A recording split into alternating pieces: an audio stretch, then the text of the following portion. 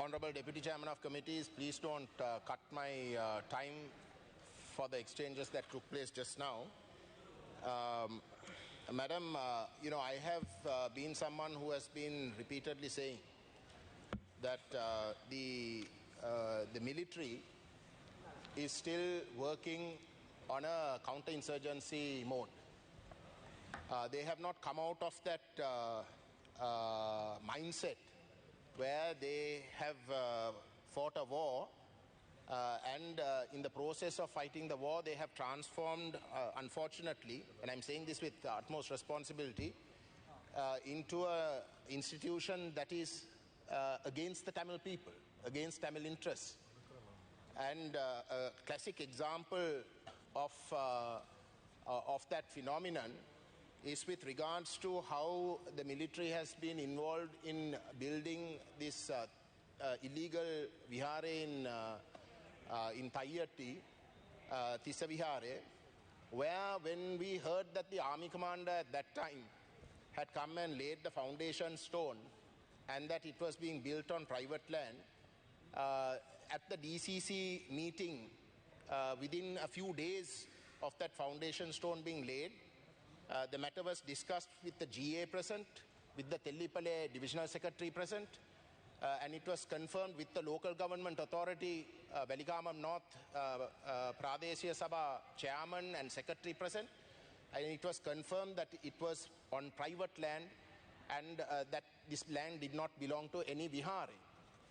Despite the fact that a ruling was made at the district coordinating committee that any building process must stop immediately, the military went ahead and built that illegal vihare.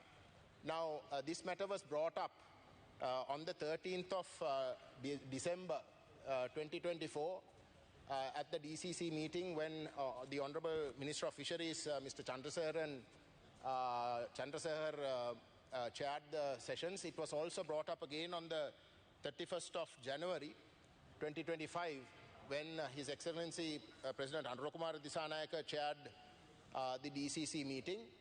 And in both those occasions, everyone agreed, the military was present, everybody agreed that the land was private, that it was private land and that it was in fact illegally being built without any formal legal process and that a decision had to be made.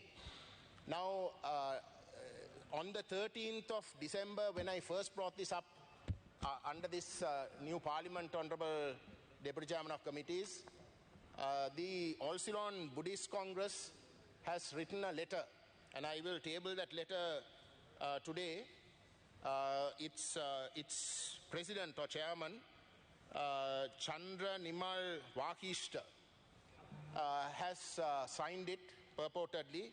This matter is being carried, this whole story is carried today in today's Udayan newspaper, where they have claimed and insisted that that entire land of 6 acres, which is actually privately deed land, privately owned, cannot be taken back and handed over to the people, and that from Devanambiya Tissa's time, that has belonged to this Tissa Vihare, and that in fact there should be in total 14 acres.